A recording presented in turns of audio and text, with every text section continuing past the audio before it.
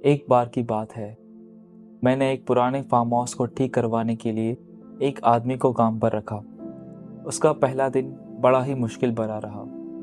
पहले तो उसकी गाड़ी का टायर पंचर हो गया, जिससे उसका 1 घंटा बर्बाद हो गया।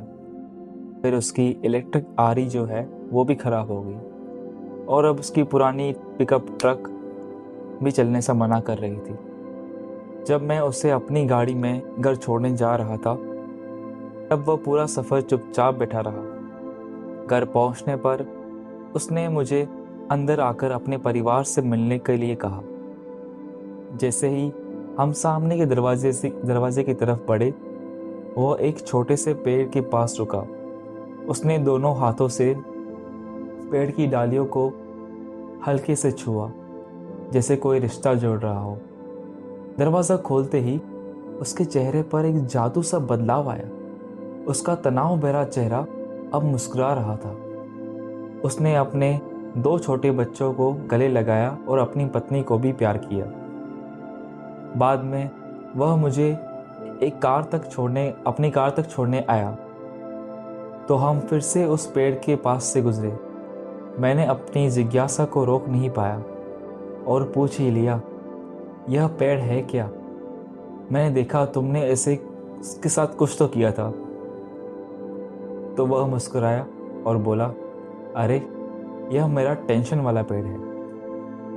तो मैंने कहा, टेंशन वाला पेड़, ये क्या होता है?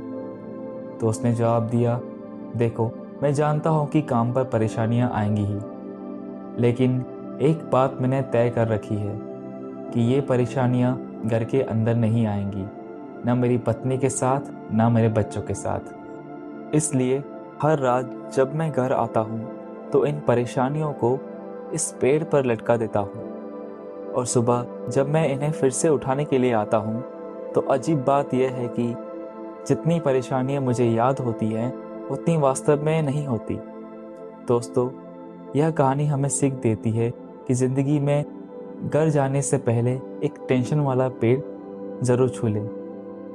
अपनी सारी परेशानियाँ और टेंशन को घर, अपार्टमेंट या कमरे में ना ले जाएं और बाहर छोड़ के आएं। और साथ ही काम पर जाने से पहले एक टेंशन वाला पेड़ रखें। काम खत्म होने के बाद फिर से अपनी परेशानियां उस पेड़ से उठा लिया करें। अपने घर को साफ रखें, अपने दिमाग को साफ रखें, तेज रहें, मजबूत रहें। यह थी एक छोटी सी प्रेरणादायक कहानी। देखने के लिए बहुत बहुत शुक्रिया।